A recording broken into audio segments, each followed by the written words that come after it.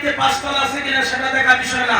তাকে যদি বিদ্যকুলে কোটি কোটি ধন, কৃষ্ণ বিনে শক্তিতে নাহি অন্যজন। তুমি কি দেখবে ওই পাঁচটা মেয়ে তাইকা একটা মেয়ে যদি একজন কৃষ্ণ ভক্ত ছেলের কাছে দান করে দিতে পারো, অর্থাৎ একটা কৃষ্ণ ভক্ত ছেলের কাছে যদি তোমার একটা মেয়ে বিবাহ দিতে পারো, ওই কৃষ্ণ ভক্ত জামার দ্বারা তুমি শ্বশুর এবং তোমার শাশুড়ি তাদের আর সন্তানের প্রয়োজন হবে না, কৃষ্ণ ভক্ত জামার দ্বারা তার উদ্ধার হয়ে চলে যাবে। এই বলে গঙ্গা দেবী, বসুমাতা, বৃক্ষাদি, তরুলতা,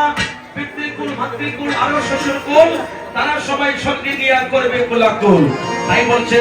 তারাই তো আসে যায়, তারাই তো আসে যায়, তারাই তো আসে যায়, তারাই তো আসে যায়, যারা হরির গুণ গায়, তারাই তো আসে যায়, যারা হরির গুণ গায়, তারাই তো আসে যায়, পার হইয়া যায় রে, পার হইয়া যায় রে, পার হইয়া যায় রে, পার হইয়া যায় রে, হরি বল বলে পার হইয়া যায় রে, হরি বল বলে পার হইয়া যায় রে, পার হইয়া যায় রে, পার হইয়া যায় রে, হরি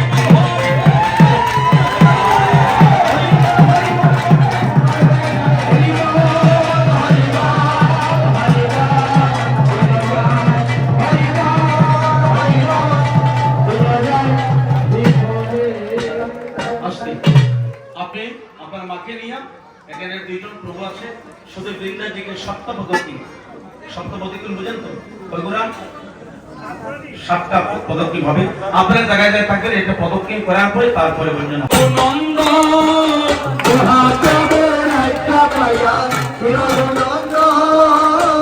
মহাপ্রভুর আজ্ঞা পাইয়া শিরগুনন্দ,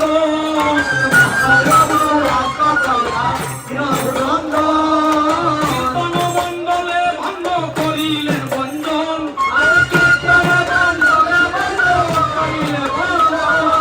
সবে গড়া গড়ি যায়, সবে গড়া গড়ি যায়,